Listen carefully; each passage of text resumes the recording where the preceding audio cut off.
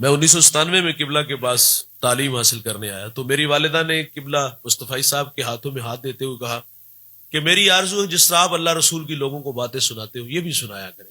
وہ 2 سال بعد اللہ کے پاس چلی گئی. راضی بار رضا ہے، ہم نے بھی چلے جانا ہے، لیکن جانے والے تڑپاتے بہت ہیں. مرنے والے یہ بات کیا جانے، جینے والوں پہ کیا گزرتی ہے. آج ان راہوں کا راہی ہوں، میں پورے پاکستان میں جاتا ہوں، بڑی عزتوں سے نوازا جاتا ہوں، لیکن کبھی کبھی دل میں یہ خواہش ضرور پیدا ہوتی ہے کہ ماں ہوتی پردے میں بیٹھ کے سنتی تو قد کتنا بڑھتا. انسان آرزو کرتا ہے کاش میرے ماں باپ ہوتے تو یہ سر پر عزت کی دستار دیکھتے. اپنوں کے بغیر زندگی بڑی ادھوری ہوتی ہے. یہ انسانی فطرت ہے بھائی کہ انسان آرزو کرتا ہے کاش میرے ماں باپ ہوتے تو یہ بہار دیکھتے. اور میرے نبی مسلح امامت پہ کھڑے ہیں یار، اور ماں یاد آ گئی. اور میرے نبی کی والدہ کب بچھڑی؟ جب حضور کی عمر 6 سال تھی. ابوا نامی ایک بستی آئی جہاں میرے نبی کی والدہ آ کر کے رک گئی. بخار نے آ گھیر لیا اور آپ جان گئی کہ یہ بخار جان لے لے گا. وقت رخصت ام ایمن کو کہا کہ میرے بیٹے کو باحفاظت عبد المطلب تک پہنچا دینا. پھر حضور کو پاس بلایا. ادھر بچپنے کی معصومیت، پیشانی میں نبوت کا نور. ماں بیٹے میں کھپ سی گئی، 2 باتیں کی اور پھر ہمیشہ کے لیے پہاڑوں میں سو گئی. فرمایا بیٹا ہر نئی چیز نے پرانا ہو جانا ہے، ہر باقی نے فنا ہو جانا ہے. بیٹا میں بھی جا رہی ہوں لیکن سنو میرا ذکر باقی رہے گا، اس لیے کہ میں تیرے جیسا پاکیزہ اور ستھرا محمد چھوڑ کے جا رہی ہوں. سانسوں کی مالا ٹوٹ گئی، موتی فضا میں بکھرے. ماں سے لپٹے، لپٹ کے روئے. ننھے ننھے ہاتھوں سے کالے پتھروں کی قبر بنائی، اس میں آنسوؤں کا چھڑکاؤ کیا. پھر جہاں تک ماں نظر آتی رہی میرے نبی پلٹ پلٹ کے ان کالے پتھروں والی قبر کو دیکھتے ہیں.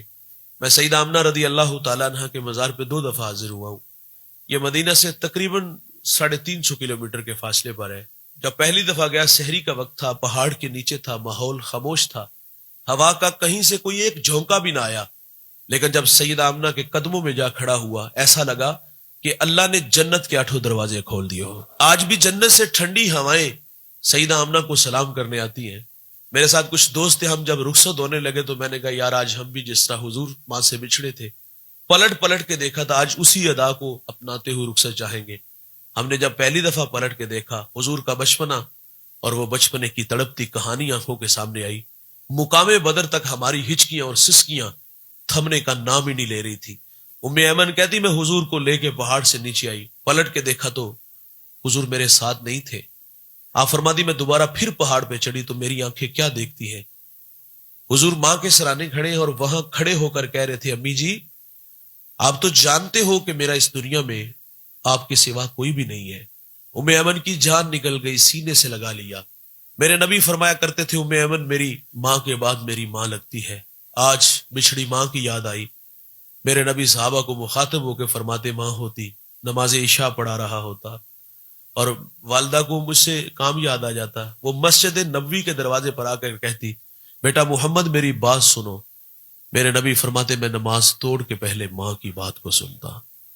ماں کا وقار بلند کیا. ماں باپ ہیں تو دوست ان کی قدر کرو، ایک بار آتے ہیں یہ دوبارہ نہیں آئیں گے. ناراض گئے نہ یقین جانو، زندگی سے راستہ مانگو گے زندگی راستہ نہیں دے گی. یہ بڑی دولت ہے یار. ان کے ساتھ وقت گزارا کرو، گپ شپ لگایا کرو، ان کے پاؤں دبایا کرو، باہر گھمانے پھرانے لے جایا کرو. کبھی کبھی ان سے کہا کرو ابا جی کو پرانا یار بیلی ہے.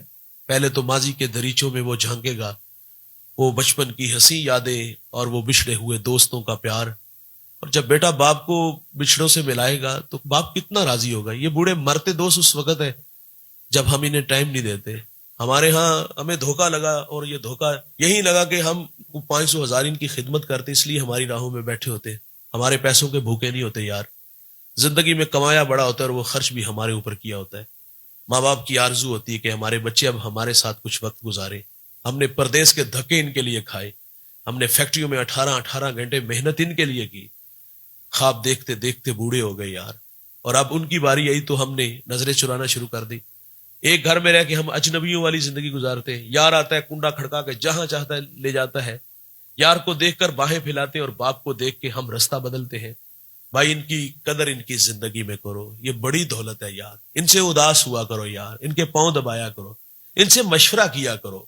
بھائی جان ان کے ساتھ وقت گزارا کرو، انہیں وقت دیا کرو. زندگی میں اگر کچھ بننا ہے یہاں بھی اور داور محشر کے سامنے بھی تو پھر ان کی عزت کیا کرو. اگر ناراض ہیں تو ان سے جا کے معذرت کر لو یار، یہ دوبارہ نہیں آئیں گے.